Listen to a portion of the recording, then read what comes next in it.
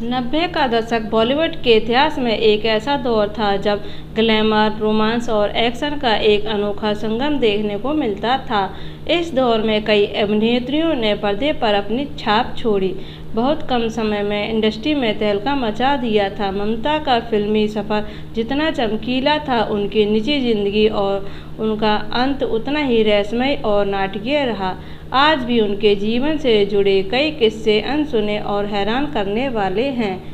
वह चर्चित magazine cover जिसने मचा दिया था भूचाल। ममता कुलकर्णी के करियर का सबसे विवादित और चर्चित किस्सा साल 1993 का है। उन्होंने एक प्रतिष्ठित बॉलीवुड मैगजीन के लिए टॉपलेस फोटो शूट करवाया था। उस दौर में इस तरह का कदम उठाना किसी बड़े बम से कम नहीं था। यह मैगजीन आते ही बिक गई और पूरे देश में भूचाल आ गया। इस फोटो शूट के बाद ममता कुलकर्णी को जबरदस्त आलोचनाओं का सामना करना पड़ा। यहाँ तक कि कई सामाजिक संगठनों ने उनके खिलाफ प्रदर्शन भी किए और अदालत में मामले भी दर्ज हुए। हालांकि इस विवाद ने उन्हें रातों रात देश का सबसे चर्चित चेहरा बना दिया था और हर फिल्मफेयर उन्हें अपनी फिल्म में साइन करना चाहता था। राजकुमार संतोषी विवाद और एक तरफा प्रेम की चर्चा। फिल्म उद्योग में ममता कुलकर्णी से जुड़ा एक और किस्सा निर्देशक राजकुमार संतोषी से संबंधित है। साल 1996 में आई फिल्म चाइना गेट में ममता कुलकर्णी को मुख्य भूमिका में लिया गया था। शूटिंग के दौरान ऐसी खबरें जोर पकड़ने लगीं कि राजकुमार संतोषी ममता को लेकर काफ़ी पॉसेसिव थे।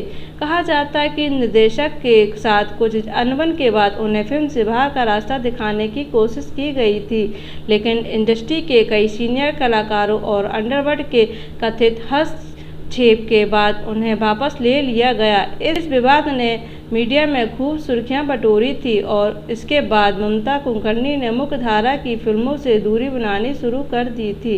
विक्की गोस्वामी से जुड़ाव और ड्रग्स मामले का काला साया।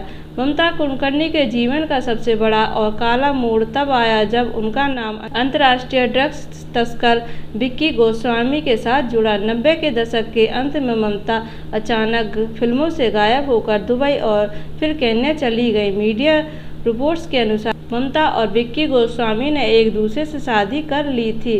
वर्ष 1916 में केन्या में एक बहुत बड़ा अंतर्राष्ट्रीय ड्रग्स रैकेट पकड़ा गया, जिसमें विक्की गोस्वामी का नाम मुख्य आरोपी के रूप में सामने आया। इस मामले में ममता कुलकर्णी का नाम भी घसीटा गया क्योंकि वे विक्की के साथ रह रही थी। हालांकि ममता ने हमेशा इन आरोपों को खारिज किया और खुद को बेकसूर बताया। इस हाई प्रोफाइल मामले के बाद ममता कानूनी पचड़ों से बच गए। उनका जीवन पूरी तरह बदल गया। आध्यात्मिक और महाकुंभ में वापसी का रहस्यमय रूप।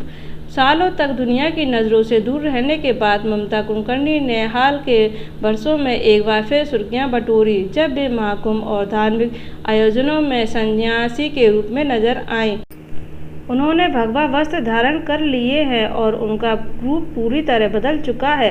अब वे खुद को एक योगिनी और साध्वी बताती हैं। उन्होंने अपने जीवन पर एक किताब भी लिखी है, जिसमें उन्होंने अपने अतीत के संघर्षों और अध्यात्म की ओर बढ़ने की यात्रा का विस्तार से जिक्र किया है।